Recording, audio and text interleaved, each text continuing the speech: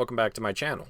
I'm Overlord, and today I'm going to be telling you guys about the main protagonist of the Overlord 2007 game and its expansion Overlord Raising Hell. That's right, we're getting into the topic of the history and backstory of the third Overlord, along with his physical traits, relationships, and his potential future. The first main thing to observe about this character is that he's completely silent, minus grunting with effort while he's attacking things. And when the game begins, you don't know anything about his backstory, minus the bare minimum details of, I was woken up by a bunch of goblins in a crypt, I don't know who I am, I don't know where I'm from, I don't know why I'm here. All I know is I must Overlord. This was intentionally done for two reasons.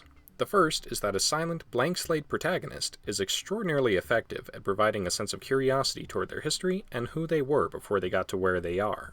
The second reason is that since we know so little about the third Overlord and his past, and we don't even know what he looks like, it becomes easy for us to be able to project ourselves onto this character in a way that mimics how Halo did it for such a long time with the Master Chief. You know the character's capabilities and their basic history, but it's up to you to build the rest of their story.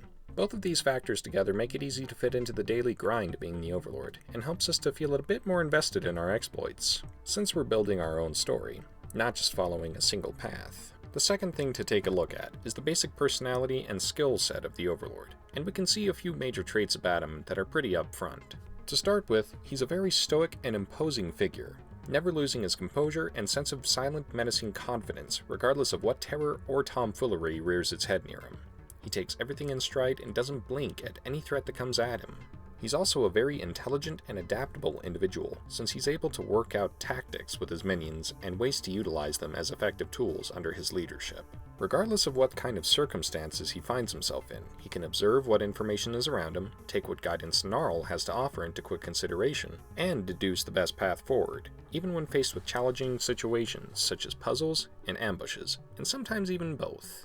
Throughout the expanse of the game, he's able to take on entire groups and armies of enemies with a bare minimum number of minions ranging from a low number of just 5 to a maximum of 50. This shows the general tactical prowess of the third Overlord as well, as he's able to manage and utilize as few as 5 minions to be an effective force to enforce his will and defeat his foes. His intelligence and adaptable mindset are both constantly on display, as he's able to not only analyze and react quickly to external pressures, but also learn and utilize spells and magic within a very short time frame after initially finding them. The third Overlord's exposed history as the technical 8th hero is a pretty interesting reveal, as he seemed to be acknowledged as a prominent member of the group.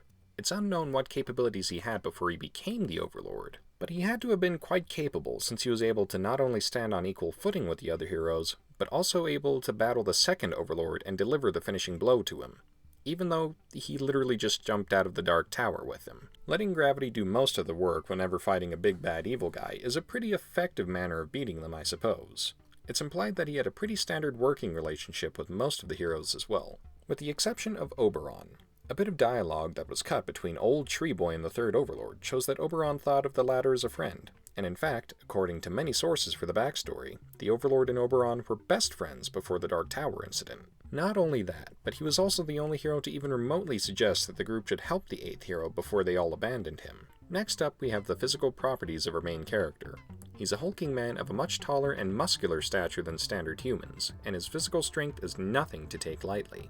He's able to take on many different enemies and destroy just as many obstacles, ranging from trolls to big old crumbling brick walls. He's able to sport a full set of armor and wield extraordinarily heavy weapons with just one hand. Another noticeable trait is that he walks with an obvious hobble, moving much more rigidly on one leg than the other. This is an indicator of two things. The first is the evidence of the damage that he suffered from the fall from the tower, which also cemented his place as the next Overlord.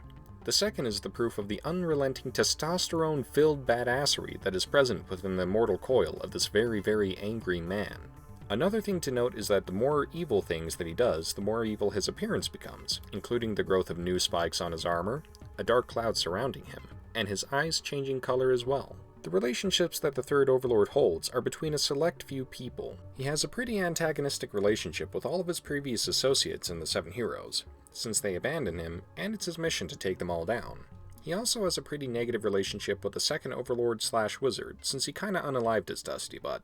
twice. Depending on his choices, good old Third can also have a pretty positive relationship with whichever mistress he has, and a really awkward negative relationship with the one he rejects. The minions generally have a pretty positive relationship with whichever overlord they're serving, but are shown to have preferences between individuals. The Jester is generally pretty antagonistic toward the Overlord since he preferred the second Overlord, not to mention the implication that the Jester then got possessed by the second Overlord, leading to a bit of double resentment there. Gnarl provides a very mentor-like relationship to the Overlord, as he guides, advises, and recommends courses of action for the main character. Gnarl also states on various occasions that he genuinely likes the third Overlord, and is noticeably upset when he gets trapped in the Abyss.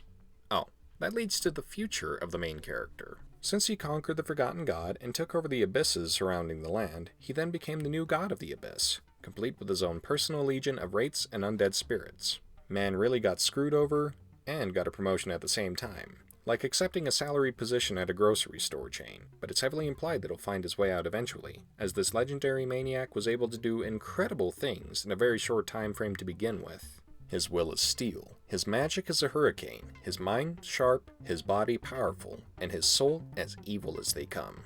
And as Gnarl himself says, evil always finds a way. Alrighty guys, I hope you enjoyed my quick little breakdown of the third Overlord. I really enjoyed going further in detail on his history and the way being in his shoes feels. Still one of my favorite video game characters to this day, just because of the range of the choices you can make as him and with his armies.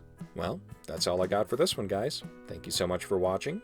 I'm Overlord, and I'll see you in the next video.